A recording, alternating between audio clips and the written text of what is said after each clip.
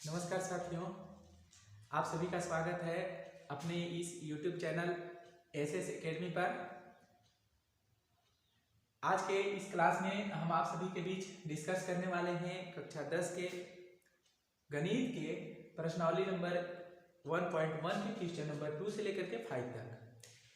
तो यदि इन क्वेश्चन को आप अच्छा से पढ़ते हैं, समझने की कोशिश करते हैं तो बहुत ही अच्छा रहेगा। और अगर इसमें कहीं अगर कोई डाउट अगर आपका रह जाता है तो उस कंडीशन में इस डाउट को आप जो है हमारे इस वीडियो के नीचे कमेंट सेक्शन में लिख करके हमसे पूछ सकते हैं। और हाँ, यदि इस वीडियो को आप अच्छा से समझ पा रहे हैं, आपका डाउट क्लियर हो रहा है, आपको ये अच्छा लग रहा है, तो आप इसे ज़्यादा से ज़्यादा अपने साथियों के साथ, अपने दोस्तों के साथ शेयर करें और हमारे चैनल को सब्सक्राइब करें और इस वीडियो को लाइक भी करें।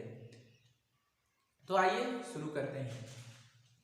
a बराबर बी क्यू प्लस आर के रूप में जब हम लोग a को लिखने जाएंगे तो b जो है वो b से छोटा होना चाहिए r को, और 0 से बराबर होना चाहिए या तो 0 से बड़ा होना चाहिए।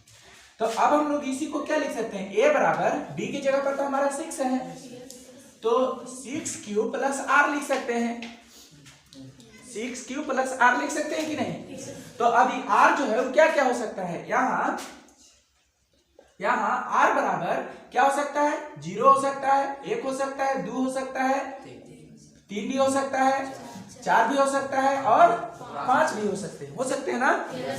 हम लोग लिखेंगे तब a बराबर, अगर मान लेते हैं पहली कंडीशन में ऐसा सोचिए कि r की जगह पर 0 था, तब a क्या होगा, 6q प्लस 0 होगा कि नहीं? अब दूसरी कंडीशन में आप एज्यूम करिए, मानिए कि a की जगह पर नहीं, r की जगह पर कितना था, 1 था, तो a क्या होगा, 6q प्लस 1। समझे? इसी प्रकार से अब a की जगह पर अगर हम फिर क्या लिख सकते हैं, 6q प्लस 2, a बराबर क्या लिख सकते हैं, 6q प्लस 3, a बराबर क्या लिख सकते हैं, 6q प्लस 4। और फिर से अगर हम लोग इसकी और आगे देखें तो a बराबर क्या लिख सकते हैं, 6q प्लस 5 लिख सकते हैं ना। यही 6 संख्या हो सकता है, कौन, a जो होगा वो यही 6 में से कोई ना कोई संख्या होगा।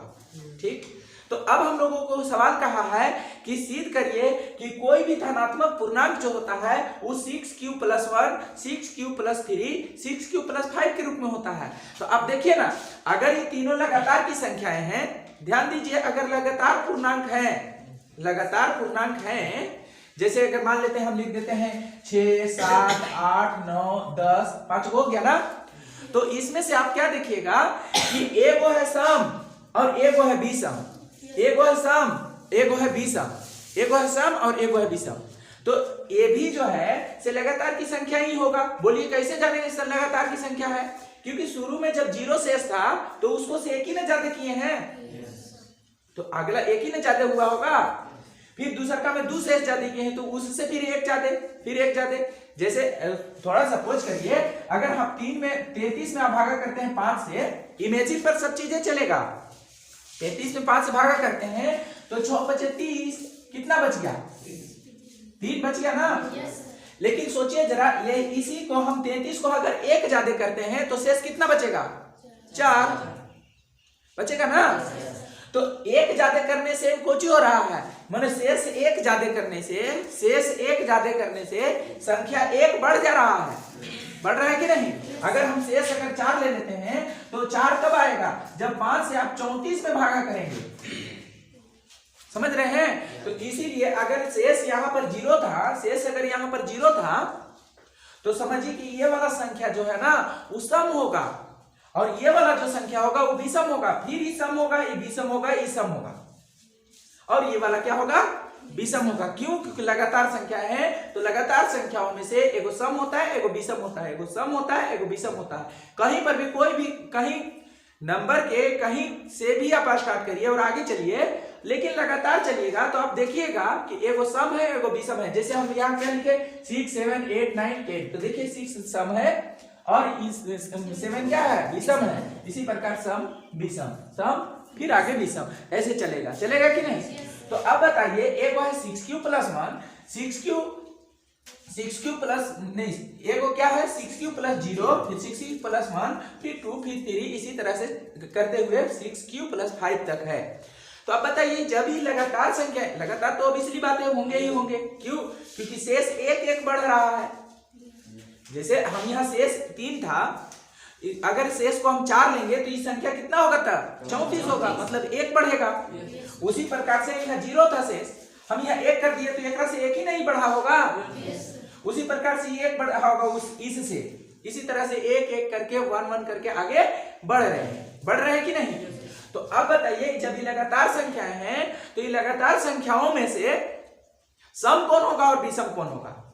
तो 0 वाला सम होगा, 2 वाला सम होगा, 4 वाला सम होगा, तो बच गया कौन? तब विषम में हम लोग कह सकते हैं कि 6q प्लस 1, 6q प्लस 3 और 6q प्लस 5 जो होंगे वो यहाँ क्या होंगे? विषम संख्याएं होंगे। ठीक, तो अब हम लोग यहाँ पर लिखेंगे चूंकि ये लगातार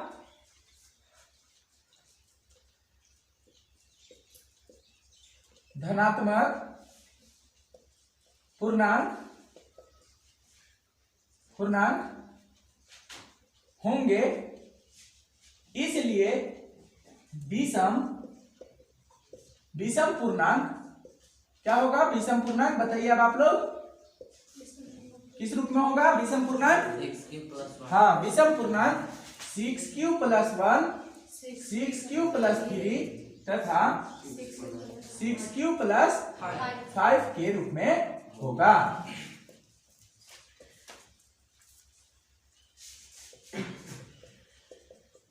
ये हो गया आपका प्रूफ। इस तरह से हम लोग सीख सकते हैं। आइए फिर से फटाफट इसको हम लोग देखते हैं कि कैसे कैसे बनाए हैं, फिर से समझने की कोशिश करते हैं।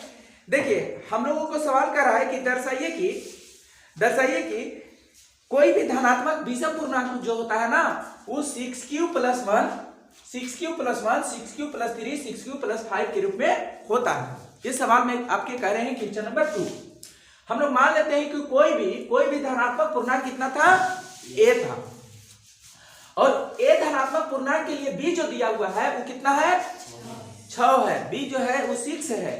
तब हम लोग यूक्लिड विभाजन परिमेय से लिख सकते हैं कि यूक्लिड विभाजन परिमेय क्या कहता है कि अगर दो गो संख्या आपको दिया है, एगो a और एगो b, तो उसको आप a बराबर bq प्लस r के रूप में लिख सकते हैं।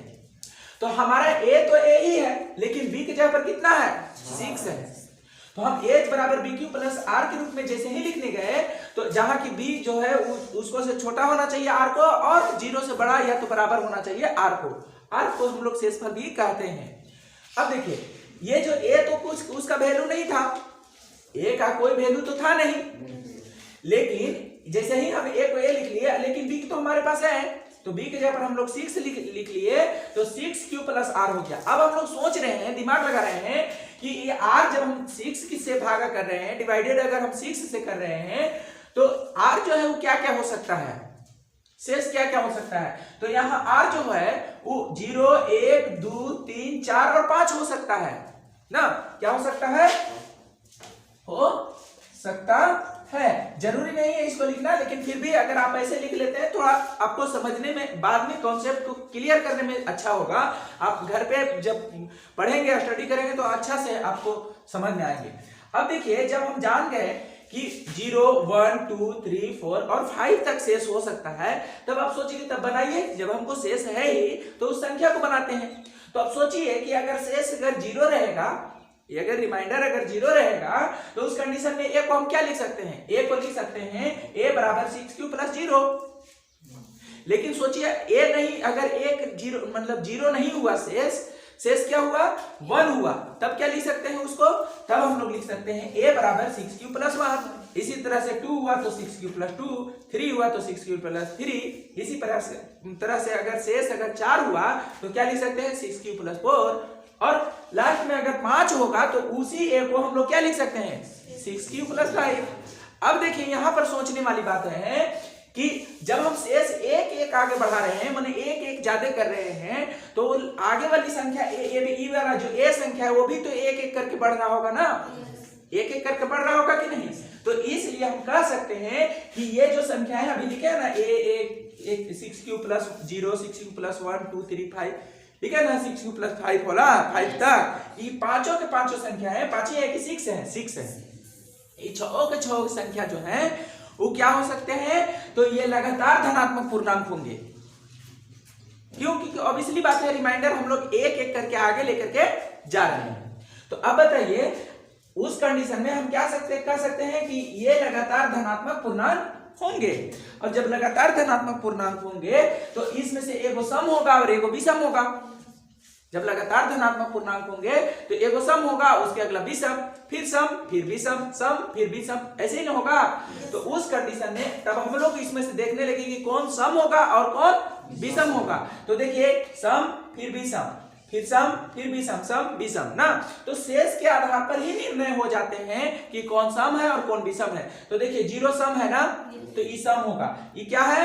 विषम। इसी तरह से ये विषम हो गया और ये विषम हो गया। तो हम लोगों को सवाल क्या कहा था कि आप सिद्ध करिए कि कोई भी धनात्मक पूर्णांक किस रूप में होता है।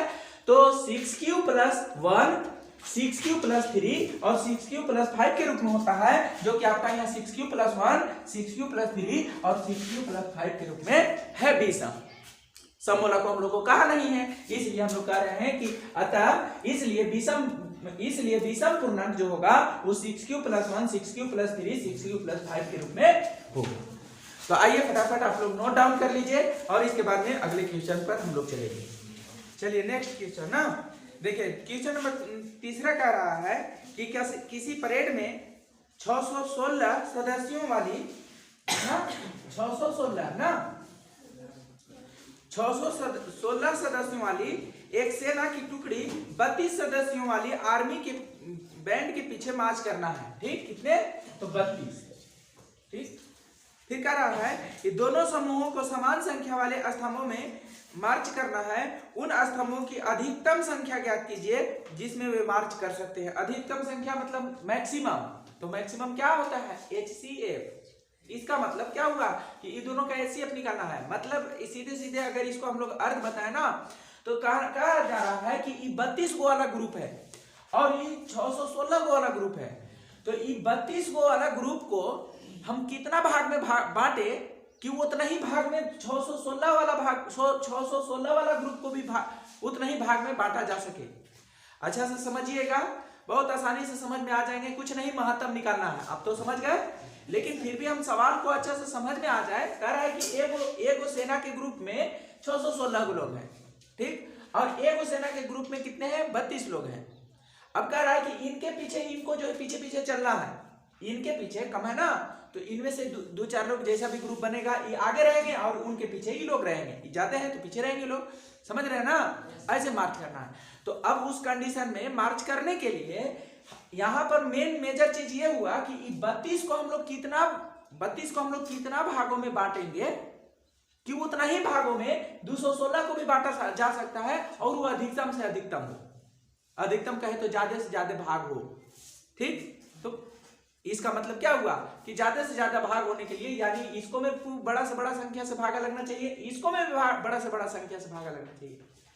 तो वह संख्या जो 616 को भी पूरा भागा कर दे और 32 को भी पूरा भागा कर दे और सबसे बड़ी संख्या हो तो कोची कहलाएगा? महत्तम कहलाएगा, नहीं कहलाएगा? एक बार फिर से सुनिए, यस या नो में आप आंसर दीजिएगा। देखिए, वह सबसे बड़ी संख्या जो 616 को भी भागा कर दे, मानो भाग लग जाए, पूरा उन्हें डिवाइडेड हो जाए और उससे 32 में भी भागा लग जाए, यानी वो भी डिवाइडेड हो जाए। तो बताइए वह सबसे बड़ी से बड़ी संख्या इन दोनों के लिए क्या कहलाएगा? महत्तम कहलाएगा ना। तो बस हम लोगों को महत्तम निकाल लेने हैं। अब महत्तम आप किस विधि से निकाल रहे हैं इस पर कोई जिक्र नहीं है। ठीक, तो इसलिए आप लोग जो है से आप यूक्लिड विभाजन भी लगा सकते हैं, गुणनखंड भी लगा सकते हैं और जो आप भाग विधि जो पहले से जानते हैं उसको भी लगा सकते हैं। तो किसी भी आधार पर अगर हम लोग मान लेते हैं कि चलिए देखते हैं, हम लोग इसको बना करके ऐसे बनाते हैं ना भाग विधि से।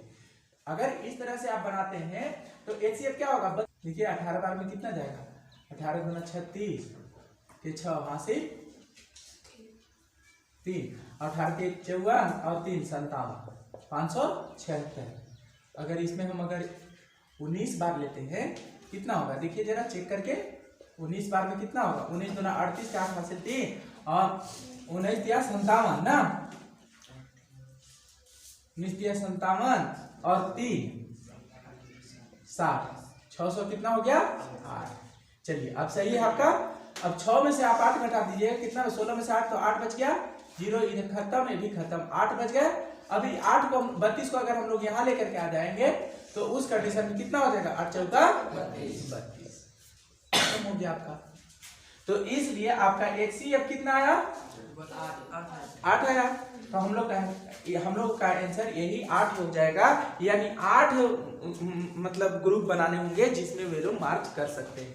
ठीक, जरूरी नहीं कि आप इसी विधि से निकालिए, इसके लिए और भी विधियां है बनाने के लिए। जैसे यूक्लिड विभाजन पर अगर आप बनाते तो कैसे लिखना होता, 616 बराबर 32 गुने कितना बार पढ़ना पड़ते, तो 19 बार। क्यों, तो 20 बार पढ़ेंगे तो ज्यादा हो जाएगा, तो 19, और जैसे ही दोनों को गुना करिएगा तो कितना होगा 608, और 608 को जैसे इसको देखे तो कितना कम है, 8 कम है, इसीलिए 8 जोड़ दिए। अगला स्टेप में जब चले तो 32 यहाँ आ जाएगा, 32 और बराबर, देखिए अब की बार हम लोग किससे भागा करेंगे, 8 से, यानी 8 को यहाँ पर ले लेंगे b के जगह पर, और गुने कितना 4 पर, 8 चौका 32, 32 जब आ ही गया तो जोड़ेंगे इधर कितना, शेष तो 0 हो जाएगा, अंतिम आ गया ना, इसलिए आपका HCF जो होगा वो कितना हो जाएगा, HCF ये वाला 8 हो जाएगा, और यही आपका आंसर है।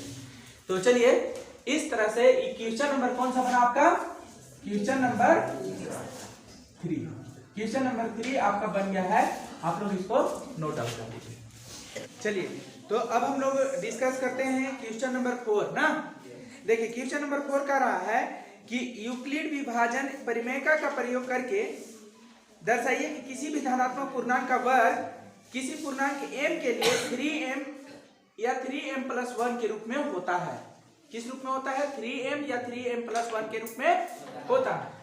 तो अगर हम लोग सेम टू सेम वैसा ही आपको करना है जैसे क्वेश्चन नंबर 2 बनाए हैं। क्वेश्चन नंबर 2 कैसे हम लोग बनाए थे, तो a मान करके अगर हम लोग मान लेते हैं, माना कि कोई धनात्मक पूर्णांक a है तथा b बराबर कितना है, तो b बराबर 3 है। क्यों, क्योंकि देखिए इसको में क्या लिखा हुआ है, 3m 3m+1 ऐसे करके लिखा है ना, तो वह वाला 3 ले लेना, या तो 3 से वैसी संख्या छोटा जो 3 में भागा लग जाए। तो 3 में भागा लगने वाला कोई है संख्या नहीं, वो तो अभाज्य संख्या है। इसीलिए जैसे अगर 6 रहता तो 2 लेते, 9 रहता तो 3 लेते, ऐसे मतलब उसमें भागा लगने वाला होना चाहिए था। तो यहाँ खुद 3 ही है, तो हम लोग b बराबर कितना लेंगे, 3। अगर b बराबर 3 हो गया तब हम लोग फिर से वही लिखेंगे, तब यूक्लिड विभाजन प्रमेयिका ना, प्रमेयिका से क्या होगा, तो यूक्लिड विभाजन प्रमेयिका से हम लोग लिख सकते हैं किसी भी संख्या को a बराबर bq प्लस r के रूप में। अब बताइए कि अभी आप पीछे वाले क्वेश्चन में डाउट पूछ रहे थे कि यहाँ पर शर्त क्यों लगाते हैं, उसी शर्त को फिर से लगाते हैं। क्या लगाते हैं, तो b जो है उससे छोटा होना चाहिए r को, और r जो है वो बराबर होना चाहिए या तो 0 के बराबर होना चाहिए, या तो 0 से बड़ा होना चाहिए। किसको, r को। क्यों, क्योंकि जब हम a बराबर यहाँ पर b की जगह पर 3 है तो 3q प्लस r लिखेंगे, तो यहाँ पर जब आप देख रहे हैं कि 3 से आप भागा कर रहे हैं, तो जब 3 से भागा कर रहे हैं तो शेष कभी भी 3 तो नहीं होगा, 3 से छोटा होगा। इसीलिए कह रहे हैं कि b से उसको r को छोटा होना चाहिए, और r जो है वो 0 के बराबर या तो 0 से बड़ा होना चाहिए।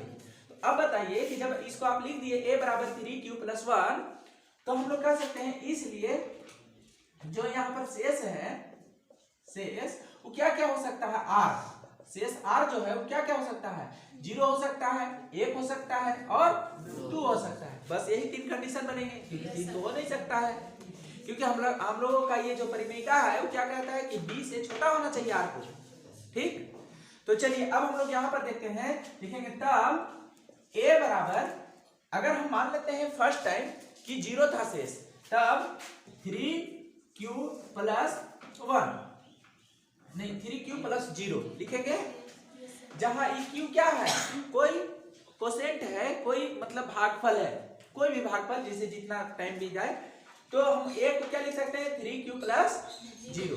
इसी प्रकार से a को क्या लिख सकते हैं 3q प्लस 1, और फिर a को क्या लिख सकते हैं 3q प्लस 2। ये नहीं लिख सकते हैं? तो हम लोगों का काम केवल दो ही से हो जाएगा, फर्स्ट वाला दोनों से। क्यों? क्योंकि हम लोग के सवाल में केवल दो ही चीज लिखा है। क्या लिखा है कि 3m और 3m प्लस 1 के रूप में होना चाहिए, हम लोग का काम होने वाला है। लेकिन क्या होना चाहिए, इसका वर्ग। ये तो संख्या है ना 3q प्लस 1, और 3q plus 1, 3q plus 0, 3q plus 1, 3q plus 2, ये जो a संख्या है ना, अब a संख्या का वर्ग। तो अब हम लोग लिखेंगे इसका वर्ग करने पर, इसका वर्ग करने पर। आइए अब इधर हम लोग देखते हैं ना। देखिए अगर वर्ग करें तो यहां पर क्या था 3q प्लस 1, तो अगर हम 3q प्लस 1 नहीं 3q प्लस 0, तो 3q प्लस 0 का अगर हम स्क्वायर करें, तो वर्ग मतलब स्क्वायर करें तो क्या हो जाएगा 3 3 की 9q, क्योंकि 0 जुटेगा तो 0 तक खत्म हो जाएगा। तो सीधे सीधे हम लिख सकते हैं 3q के स्क्वायर, यानी कि 3 3 की 9 और q के स्क्वायर होगा ना। अगर अब हम इसको में से 3 कॉमा निकाल दें तो क्या इसी को हम लिख सकते हैं 3 इंटू 3q स्क्वायर। अब हम लोग यहां पर अगर लिखें कि यदि कोई पूर्णांक m बराबर 3q स्क्वायर हो, तब अगर मान लेते हैं कि 3q स्क्वायर जो है वो m के अगर बराबर हो जाए कोई भी पूर्णांक के लिए, तब फिर इसी को हम लोग क्या लिख सकते हैं, तब इसी को हम लोग लिख सकते हैं कि ये सब क्या थे, मतलब a बराबर थे टोटल, तो इसी को हम लोग लिख सकते हैं तब 3m लिख सकते हैं। ये कहां से आया, एक बार फिर से देखिएगा। जैसे आप याद करिए कि जब किसी भी संख्या में आप भागा कर रहे थे 3 से किसी भी संख्या में भागा कर रहे थे तो क्यों कोई आ रहा था ना संख्या, तो उसी प्रकार से इसका स्क्वायर करिए और फिर उसको में जब 3 से भागा करिएगा। एग्जाम्पल के लिए हम बता रहे हैं ना, थोड़ा सा मतलब समझ जाइएगा तो बेहतर रहेगा। देखिए अगर मान लेते हैं कि हम कह रहे हैं कि कोई संख्या आपके पास 7 है, ठीक, 7 नहीं लीजिए, राउंड फिगर वाला लेते हैं, 8 लेते हैं। तो 8 में अगर आप 3 से भागा करते हैं तो कितना बचेगा, शेष 2 बचेगा, रिमाइंडर कितना बचेगा 2। लेकिन जब 8 के स्क्वायर करेंगे, अगर 8 में आप 3 से भागा करते हैं, 3 दूना के 6, फिर बच गया 2, बचा ना 2, तो ये वाला को हम लोग क्यू कहते हैं। क्या कहते हैं, क्यू। अब अगर सोचिए 8 को हम स्क्वायर करते हैं तो कितना हो जाएगा 64 होगा ना, 64, और 64 में फिर से अगर 3 से भागा करते हैं तो क्या यही वाला क्यू ही यहाँ आएगा, 2 ही आएगा, 2 नहीं आएगा, कितना आएगा तब। अब आप लोग सोच करके बताइए कि 6 से अगर हम 3 से भागा करें तो कितना आ जाएगा। देखिए 3 दूना के 6 और 4, तो यहाँ पर कितना हो जाएगा 3 का 3, एक शेष बचेगा, और यहाँ पर क्यू जो है वो कितना आ जाएगा बताइए 21 आएगा ना। तो क्या यहाँ क्यू था वही वाला, यहाँ नहीं ना, दूसरा ना है, वही हम बोल रहे हैं कि अगर इसके स्क्वायर में 3 से भागा करिएगा, मतलब जो स्क्वायर हुआ ना 3q प्लस 0, ये क्या थी 3q प्लस 0 तो संख्या था a, और a का हम स्क्वायर कर दिए, तो उस स्क्वायर में अगर आप 3 से भागा करते हैं तो किस रूप में लिखाएगा, तो 3q प्लस 3q स्क्वायर के रूप में लिखाएगा, क्योंकि शेष उसका 0 होगा। 0 आप लिखे भी हैं, देखिए यहाँ शेष उसका 0 होगा। तो 3 इंटू 3q स्क्वायर होगा, तो ये 3q स्क्वायर को आप क्या कहिएगा, 3q स्क्वायर को q कहिएगा, ये q कहिएगा नहीं, इससे तो वो अलग होगा, अलग ना होगा दूसरा, तो वही जो अलग होगा उसी को हम मान लिए कि m था, उसी को हम मान लिए कि क्या था, m था। तो अब बताइए वो m था, वो m कितना था 3q स्क्वायर था, तो 3q स्क्वायर की जगह पर m लिखेंगे कि नहीं, तो देखिए लिख दिए, 3 था तो 3 लिख दिए, और इसके पूरे की जगह पर हम m लिख दिए, तो 3m के रूप में हुआ कि नहीं, वर्ग। इतनी चीजें आपको जानना है। अब हम लोग यहां से और आगे चलते हैं। अब इसी प्रकार से बराबर 3m आ गया। इसी प्रकार से अगर दूसरी संख्या जो a बराबर 3q + 1 है, इसका अगर वर्ग करें तो क्या होगा? अगर इसका वर्ग करें तो क्या होगा? आइए इसको चेक करते हैं। तो देखिए हम लोग लिखेंगे 3q + 1 का स्क्वायर। ठीक, तो अब बताइए जैसे ये 0 था इसके साथ जुड़ करके खत्म हो गया, डायरेक्टली हम लोग स्क्वायर कर दिए थे। क्या 1 इसके साथ जुड़ करके खत्म होगा? नहीं होगा। इसीलिए इसको a + b के होल स्क्वायर पर लाना होगा आपको। तो a + b के होल स्क्वायर बराबर क्या फॉर्मूला होता है? a स्क्वायर यानी 3q के स्क्वायर प्लस b स्क्वायर यानी 1 के स्क्वायर और प्लस में 2ab यानी 2 गुने 3q प्लस नहीं गुने 1। ये नहीं होगा।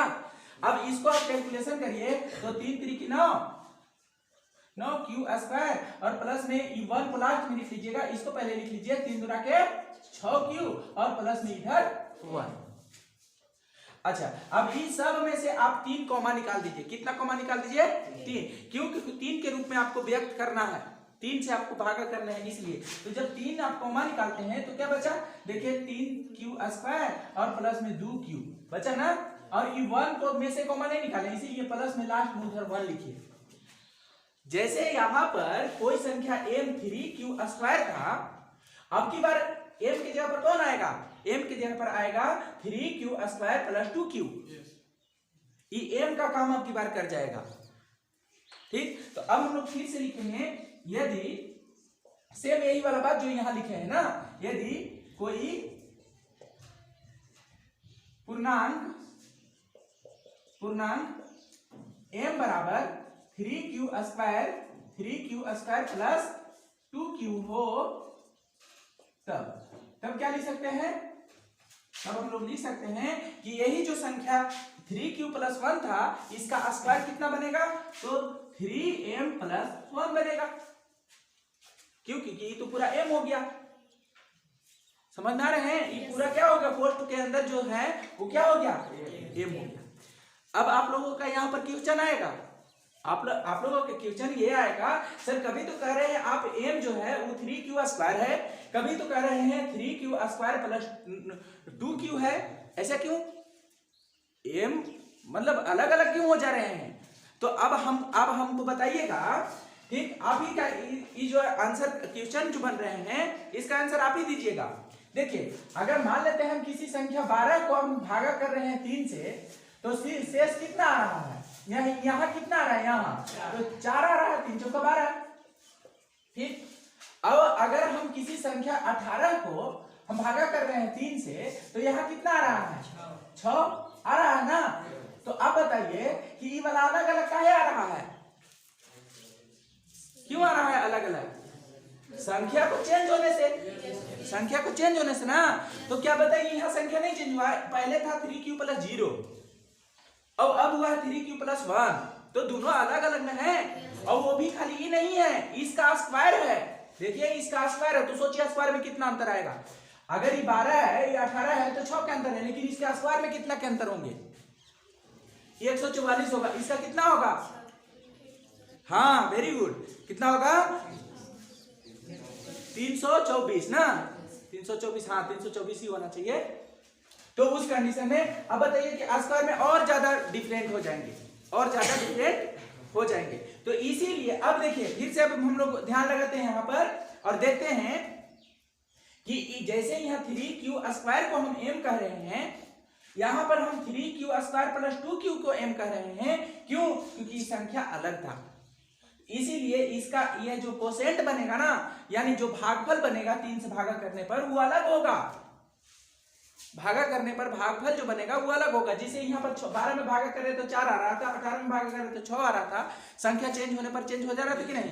तो उसी तरह से जब यहाँ कोई संख्या है उसको भागा करिएगा तो भागफल कुछ और आएगा, और यहाँ भागा करिएगा तो भागफल कुछ और आएगा। और वही भागफल की बात कर रहा है। यदि कोई पूर्णांक m बराबर इतना हो तो m को हम क्या लिख सकते हैं? 3m + 1। तो अब बताइए, पहला जो था 3q + 0 उसका स्क्वायर किए तो आया 3m, और दूसरा का जो संख्या था 3q + 1 इसको जब स्क्वायर किए तो आया कितना? 3m + 1।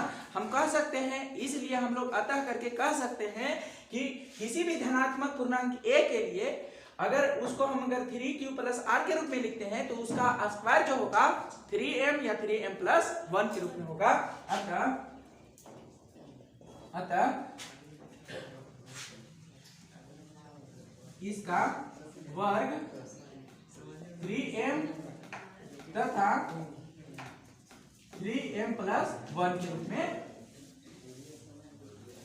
में होगा। ये हो गया आपका आंसर, ये हो गया आपका क्वेश्चन नंबर 4 क्वेश्चन आपका प्रूफ हो गया।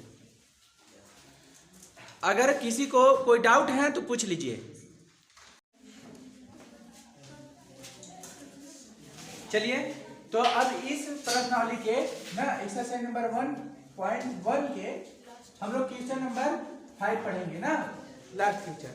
देखिए, कह रहा है कि यूक्लिड विभाजन परिमेयिका का प्रयोग करके दर्शाइए कि किसी भी धनात्मक पूर्णांक का घन 9m प्लस 1 और 9m प्लस 8 के रूप में होता है। अब की बार क्या चीज पूछा है? घन कहे तो क्यूब निकालना होगा हम लोगों को ना।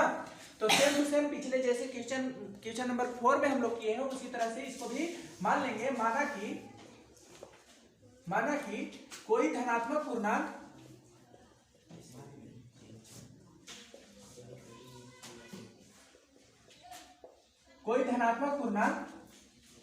a है तथा b बराबर कितना 3। अब देखिए इस बार 3 क्यों ले रहे हैं? क्यों? क्योंकि 3 जो है वो 9 का गुणनखंड है। 3 जो है 9 का गुणनखंड है। बोलिए 9 लेंगे तो क्या होगा? 9 लेंगे तो कोई दिक्कत नहीं है, कोई दिक्कत वाली बात नहीं, लेकिन संख्या बड़ा बन जाएगा। क्यूब लेना है ना, तो सोचिए कि अगर 9 के क्यूब करिएगा तो बड़ा होगा और 3 के क्यूब करिएगा तो 27 माने छोटा ही कुछ होंगे। तो हम छोटा के करने की वजह से हम लोग लिए तो 2 लेते हैं, लेकिन 2 से भागा 9 में नहीं न जाएगा। अब हमको प्रूफ करना है वो 9m प्लस 1 9m प्लस 8 के रूप में है, यानी कि हम लोग को 9 के रूप में लाना है। तो 2 से 9 में तो भागा नहीं जाता है, यानी 2 9 का गुणनखंड नहीं है। क्लियर? तो इसलिए हम लोग b बराबर 3 लिए हैं। 9 भी लेंगे तो बनेगा, ठीक, लेकिन हम 3 लिए क्यों? क्योंकि छोटा हो क्वेश्चन, इसलिए। अगर मान लेते हैं b बराबर कितना है 3 है, तब हम लोग इसी को क्या लिख सकते हैं? तब यूक्लिड विभाजन प्रमेयिका से ना, तो देखिए यूक्लिड विभाजन प्रमेयिका से हम लोग क्या लिख सकते हैं कि a बराबर बी क्यू प्लस, a ने कहता है a बराबर बी क्यू प्लस आर के रूप में लिखना है, जहां b से छोटा होना चाहिए r को और r जो है वो 0 के बराबर होना चाहिए या तो फिर बड़ा होना चाहिए। चलिए, तो अगर हम a बराबर लिखें, b हमारा कितना है 3 क्यू प्लस r। अब ये r जो है वो कितना हो सकता है? यहाँ क्या क्या हो सकते हैं? जब b से छोटा होना चाहिए तो यहाँ पर 3 से छोटा ही होगा। b से जब r को छोटा होना चाहिए तो 3 से तो छोटा ही होगा। हम लोग लिख सकते हैं, इसलिए शेष r जो होगा वो क्या हो सकता है? 0 हो सकता है, 1 हो सकता है और 2 हो सकता है ना। तो हम लोग लिखेंगे तब वह पूर्णांक जो हम लोग माने थे, वह पूर्णांक क्या होगा? a बराबर 3q प्लस 0, क्योंकि फर्स्ट टाइम 0 ले रहे हैं। फिर क्या होगा? a बराबर 3q प्लस 1 और फिर क्या होगा? a बराबर 3q प्लस 2। अब सोचिए जरा, यदि हम यहाँ b बराबर 9 ले लेते, एज्यूम करिए, सोचिए, अपने आप को दिमाग लगाइए कि अगर हम b बराबर 9 ले लेते तो शेष हमारा क्या क्या बनता? 0 से लेकर के 8 तक, और 0 से लेकर के 8 तक जब बनता तो हमको यहाँ कितनी संख्याएं लिखना पड़ता? 0 से लेकर के 8 तक लिखना पड़ता कि नहीं? इसलिए हम लोग ये 3 लिए हैं ना, तो छोटा हो गया सवाल। अगर 9 भी लेते तो भी बनता, लेकिन लंबा जाता। बात को समझ गए आप? क्लियर है? चलिए, तो अब अगर हम लोग बात करें यहाँ से, तो ये संख्याएं होगी जो पूर्णांक हम लोग माने थे ना, वो पूर्णांक यही है। अब कह रहा है कि हम लोगों को इसका क्यूब करना है। क्यूब कहे तो घन। तो अगर हम एक एक करके लिखेंगे इसका या इनका घन करने पर ना, घन करने पर अगर आप घन करते हैं तो क्या हो जाएगा? घन करने पर देखिए सबसे पहले हम लोग लिखेंगे 3q प्लस 0 का क्यूब, 3q प्लस 0 का क्यूब। तो अब बताइए बराबर में ये 0 जुटेगा तो 3q ही रह जाएगा, 3q के पावर क्यूब 3 ना।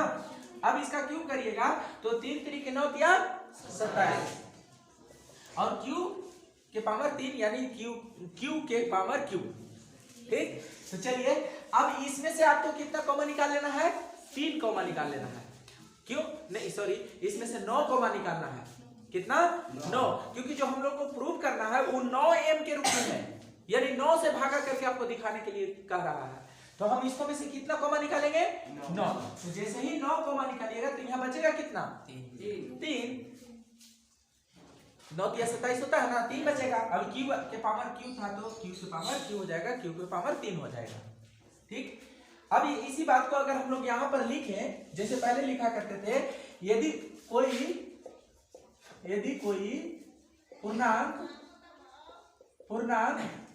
m बराबर कितना हो 3q के पावर q हो, 3q के पावर q हो, 3q के पावर q हो, तब हम लोग इसी को क्या लिख सकते हैं, तब यही जो संख्या होगा वो कितना हो जाएगा, तब 9m हो जाएगा।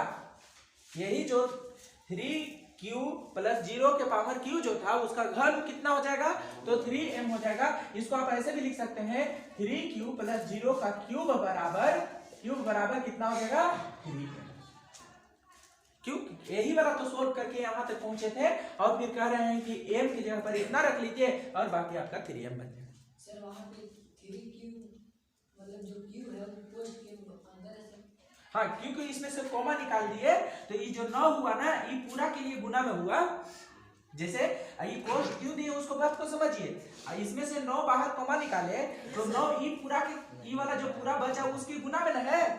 इसलिए अगर सोचिए जरा, अगर हम इसको हटा दे, अगर हम इसको ऐसे हटा दे और इस कोष्ट हटता है तो गुना आता है, तो गुना दे दे तो अब की बार क्या हुआ, अब की बार केवल ये जो है से यहाँ पर, हालांकि फिर भी अभी भी सही है क्योंकि अंतिम में पोस्ट के अंदर सिंगल थे। सर ऊपर लिखिए, इसको ऊपर लिखना है, इसको हम यहाँ लिख देते हैं ना 3 इंटू 3q के स्क्वायर या 3q के पावर q लिख देते हैं। अब देखिए अगर 3 इंटू 3q के पावर q लिखते हैं, अगर यहाँ पर पोस्ट भी दे कोई दिक्कत नहीं है, ठीक, और ऐसे भी कोई दिक्कत नहीं। देखिए 3 3 यहाँ पर कितना हो गया, सॉरी यहाँ 9 होगा, यहाँ कितना होगा 9 होगा क्योंकि 27 में से आप 9 कॉमा निकाल रहे हैं तब नहीं यहाँ 3q बचेगा। आपका क्वेश्चन क्या था, आपका क्वेश्चन था कि इसको पोस्ट में क्यों रखेंगे, यहाँ पर पोस्ट में नहीं रखेंगे कोई दिक्कत नहीं है, ठीक, पोस्ट का और गुना का मतलब सेम ही होता है। लेकिन हाँ अगर ये वाला संख्या अगर 2 को होता, 2 पार्ट्स में होते हैं यानी इसमें 2 पद होते हैं या 3 पद होता तो फिर पोस्ट देना अनिवार्य हो जाता। ठीक, जैसे अगर इसको में गुना करें 9 से 3 में 9 या 27 आ जाएगा, तो ऐसे भी सही है। या तो फिर अगर इसके जगह पर आप ऐसे पोस्ट में रखें तो भी कोई दिक्कत नहीं है क्योंकि इसके अंदर एक ही पद है, तो ये पोस्ट में लिख दीजिए या तो गुना के रूप में लिखिए, कोई दिक्कत वाली बात। जो q है सर कोष्ठ के बाहर रहेगा तो सर, अगर ई वाला कोष्ठ के बाहर ऊपर रहेगा तो देखिए अगर ऐसे रहेगा तो क्या हो जाएगा ना, आप ऐसे लिखना चाह रहे हैं 3q के पावर q ऐसे, तो फिर क्या ना कि ई q 3 का भी कहला जाएगा, ये जो q है वो 3 का भी कहला जाएगा और यहाँ 3 का थोड़ा ना है, ये तो केवल q का है ना, इसलिए क्लियर है। चलिए तो इसलिए यहाँ गुना दे दीजिए या कोष्ठ दे दीजिए। लेकिन हाँ अगर 2 पद रहता या 3 पद रहता तो फिर वहां पर गुना नहीं लिख सकते थे, कोष्ठ देना पड़ता। फिर क्या देना पड़ता, कोष्ठ देना पड़ता। तो आइए इसको हम लोग क्या लिखते हैं, अभी फिलहाल के लिए गुना ही लिख लेते हैं। चलिए देखिए अब कह रहा है यदि कोई पूर्णांक m बराबर 3q के पावर q हो तब उस कंडीशन में क्या होगा, तब हम लोग लिख सकते हैं कि 3q प्लस 0 का जो q था ना, देखिए यहाँ 3q प्लस 0 का q जो था ना, इसी को सोल्व करने के बाद में इतना आया और हम कह रहे हैं कि m इतना है, तब हम लोग लिख सकते हैं 3। चलिए अब इसका दूसरा संख्या कौन है, q प्लस 1। तो अब इसका q करेंगे तो अब हम लोग यहाँ पर लिख सकते हैं 3q प्लस 1 का q। अब देखिए इसमें 0 साथ में जैसे यहाँ 0 इसके साथ जुड़ करके q डायरेक्ट हो गया था, अब यहाँ पर डायरेक्ट 1 जुड़ करके नहीं होगा क्योंकि दोनों अलग अलग पद हैं। तो इसीलिए इसको ए मानना होगा, इसको बी मानना होगा। तो ए प्लस बी के होल क्यूब अब फार्मूला पर चलेगा। तो यदि आपको फार्मूला याद हो तो एक फार्मूला होता है, चलिए कहीं हम लिख दे रहे हैं आप लोगों के लिए, चलिए यहाँ पर लिख करके बताते हैं ना। एक्स प्लस वाई के होल क्यूब बराबर फार्मूला होता है, क्या होता है, x cube plus y cube plus 3xy into x plus y. अगर आप लोग पहले पढ़े होंगे तो याद होगा क्या होता है formula, x cube plus y cube plus 3xy into x plus y. तो अब देखिए इसको भी वैसे ही बनाएंगे हम लोग, क्या लिखेंगे, 3q के पावर क्यूब प्लस 1 के क्यूब और प्लस 3 इंटू xy। देखिए xy यानी कि 3q इंटू 1 और इंटू एक्स प्लस वाई यानी 3q प्लस 1। ये होगा एकदम सेम टू सेम, हम इस फॉर्मूला पर यहाँ पर हम लोग लिख लिए हैं। चलिए अब इसी को फिर से सोल्व करते हैं। देखिए इसको सोल्व करेंगे 3 3 की 9 3 27 हो जाएगा, 27 क्यू के पावर क्यू और प्लस 1 के क्यू करेंगे तो कितना आ जाएगा 1 ही, और प्लस में इसको अगर गुना कर दें तो 3 3 की 9 क्यू है, देखिए 9 क्यू है, 1 से गुना करते हैं तो उतना ही हो जाता है। तो ये बाहर कितना है, 3 3 की 9 क्यू है, और 9 क्यू से अगर हम 9 क्यू में गुना कर दें, हाँ 3 क्यू में 9 क्यू से 3 क्यू में गुना कर दें तो कितना हो जाएगा 27 क्यू स्क्वायर, 27 क्यू स्क्वायर होगा कि नहीं। एक बार ध्यान से यहाँ पर समझिएगा, ये बाहर है से 9 क्यू है और अंदर एक वो पहला पद है वो 3 क्यू है, तो 3 क्यू से 9 क्यू में जब गुना होगा तो 9 तिया 27 क्यू स्क्वायर होगा, क्योंकि क्यू की गुना आपस में गुना होंगे तो क्या हो जाएंगे, क्यू स्क्वायर हो जाएंगे। ठीक, चलिए अब इसी प्रकार से ये 9 क्यू है उसको से 1 में भी तो गुना होगा, 1 में भी गुना होगा कि नहीं, इसलिए हम लोग यहाँ पर लिखेंगे 9 क्यू। क्लियर, अब इसको फिर और सोल्व करिए तो इस 27 क्यू स्क्वायर में 27 क्यू के पावर क्यू और प्लस 27 क्यू स्क्वायर और प्लस 9 क्यू और प्लस में ये जो 1 बीच में है ना, इसको हम कहाँ लिख ले रहे हैं, लास्ट में। अब इन सभी में से आप क्या करिए, फिर से 9 को कॉमा निकालिए, 9 को सब में से अगर यहाँ तक में से सब में से 9 को कॉमा निकाल देते हैं तो बचेगा कि 9 तिया 27 यानी कि यहाँ पर 3 क्यू के पावर क्यू, और इसके बाद में यहाँ पर बचेगा कितना, 27 में से 9 कॉमा निकालेंगे तो 9 तिया 3 क्यू स्क्वायर बचेगा ना, और प्लस में 9 कॉमा निकाल ही दिए तो केवल क्यू और प्लस में 1। और फिर यही वाला बात लिखिए आप, क्या लिखेंगे, यदि कोई पूर्णांक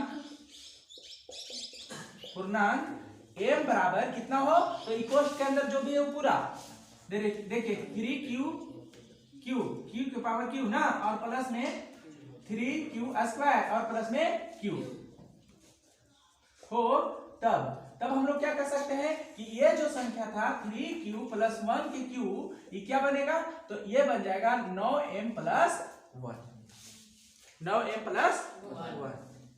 सेम टू सेम इसी तरह से एक संख्या और है ना 3q है ना, देखिए ये 3q प्लस 1 को आप क्या करते हैं, q करते हैं तो सेम ऐसे ही जाएगा। तो इस बार फिर से उसी तरह से हम लोग करते हैं, आइए देखते हैं क्या लिखा हुआ है, लिखेंगे 3q प्लस 2 के पावर कितना 3, 3q प्लस 2 के पावर 3। अब देखिए फिर से इसको a प्लस बी के होल क्यूब पर फॉर्मूला पर बैठेगा तो क्या लिखेंगे हम लोग, तो क्या होता है एक्स प्लस वाई के होल क्यूब बराबर x cube plus y cube plus 3xy into x plus y. तो इसको भी वैसे ही बनाइए, क्या लिखेंगे 3q और प्लस 2q और प्लस क्या लिखेंगे बताइए 3 इंटू 2q नहीं 3 इंटू 3q इंटू 2 और इसके बाद में x प्लस वाई यानी 3q प्लस 2, 3q प्लस 2 यही ना होगा। अब फिर से इसको सोल्व करते हैं, अगर नहीं दिखेगा तो बताइएगा ना, फिर हम ऊपर लिख देंगे। देखिए 3q के पावर यानी 3 3 की 9 तिया 27, यहाँ 27 q के पावर q हो गया और प्लस में 2 के q करेंगे तो कितना हो जाएगा 8, और प्लस में ये वाला बाहर वाला कितना है, अब इसको थोड़ा एज्यूम करिए, सोचिए 3 3 की 9 गुना के 18 क्यू है, 18 क्यू से 3 क्यू में गुना करिएगा तो कितना हो जाएगा 54 क्यू के स्क्वायर, 54 क्यू के स्क्वायर। क्यों ऐसा हुआ, क्योंकि क्यू बाहर है क्यू अंदर है, क्यू की गुना हुआ तो क्यू के स्क्वायर बना। ठीक, और प्लस में ये कितना था 18 क्यू, 18 क्यू से 2 में गुना किया, 18 गुना के 36 क्यू हुआ। यहाँ पर लिखेंगे 36। फिर ऐसा करते हैं कि यहाँ पर अब बताइए, इसमें से अगर हम सबको, अगर पहले सब में से अगर हम कॉमा निकाल दें, इसमें से और इसमें से, और 8 को लास्ट में ले जाते हैं क्योंकि उसमें से 9 कॉमा नहीं निकलेगा, इसलिए 8 को लास्ट में लिख दीजिए। अब इन सब में से कॉमा निकाल दीजिए तो क्या हो जाएगा, यहाँ पर अगर हम 9 कॉमा निकाल देते हैं, ये कितना बचेगा 9 × 27 यानी 3q के पावर q प्लस कितना हो जाएगा 6, 9 × 6 = 54 होता है ना, तो यहाँ आ जाएगा 6q के स्क्वायर और प्लस 9 × 4 = 36 यानी 4q और प्लस में इधर कितना हो जाएगा 8। फिर से क्या लिखेंगे, तब ई वाला m की जगह पर पूरा लिख लेंगे। तो हम लोग लिखेंगे यदि कोई पूर्णांक m बराबर कितना है 3q के power q plus 6q square और प्लस 4q हो, तब हम लोग क्या लिख सकते हैं, कौन 8, ये 8 नहीं लिखे सो हम लोग m जो है ना मान रहे हैं केवल कोष्ट वाला को, कोष्ट वाला का, तो कोष्ट के अंदर क्या है 3q के power q 6q square 9q नहीं 4q, तो 4q तक लिए 8 रहेगा ही, ऊपर ही रहेगा। सर ये मैं पूछ रही ना, वहाँ वाला 8 यहाँ लिखे ना, लास्ट में 9 को नहीं निकल रही। अच्छा ये बीच में 8 है ना, वो 8 को लास्ट में लिख दिए हैं क्योंकि उसमें से तो कॉमा नहीं निकला था। अब क्लियर है ना। चलिए अब अगर हम लोग आगे बात करें कि जब m बराबर कितना हो गया, तब हम लोग इसी को क्या लिख सकते हैं, इसलिए 3q + 2 के पावर q बराबर हम लोग लिख सकते हैं 9m + 8। अब देखिए कि पहला वाला a था, उसको हम लोग क्या लिखे, तो उसको हम लोग लिखे 3m।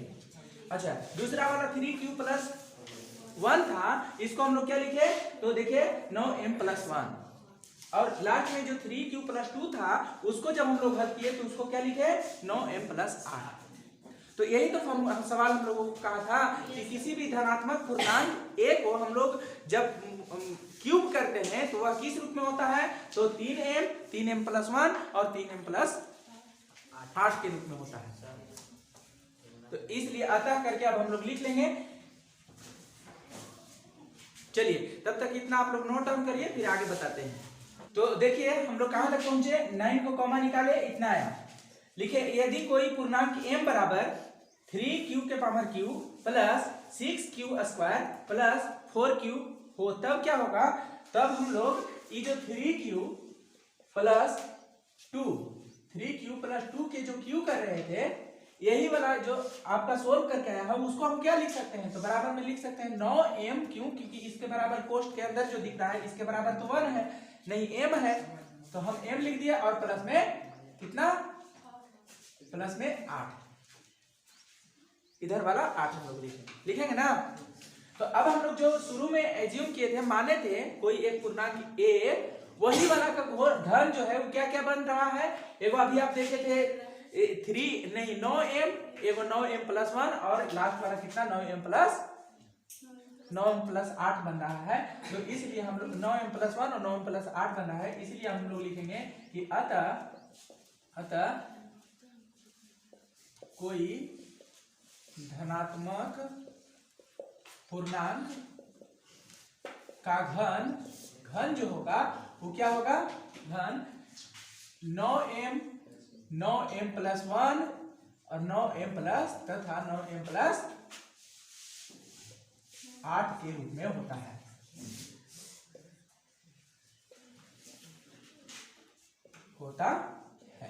ये आपका क्या हो गया, प्रूव्ड हो गया, साबित हो गया। तो चलिए यहाँ तक आपके क्वेश्चन समाप्त हो गए। इसके बाद यहाँ के बाद आप यहाँ पर नोट डाउन करिए, और अगर कोई डाउट है तो आप पूछ लीजिए, और फिर ये समाप्त हो गए हैं, आप इसको नोट कर लीजिए। तो साथियों कैसा रहा आज का ये क्लास और कैसा लगा हमारा ये वीडियो, आप जरूर से जरूर अपने इस कमेंट सेक्शन में लिख करके हमें बताएं। अगर कोई डाउट है तो कमेंट सेक्शन में भेजें, और अगर वीडियो अच्छा लगे तो आप हमें कमेंट सेक्शन में बताएं और दूसरे साथियों के साथ शेयर करें। Thank you. आज के लिए बस इतना ही, फिर मिलते हैं अगले वीडियो में। Thank you.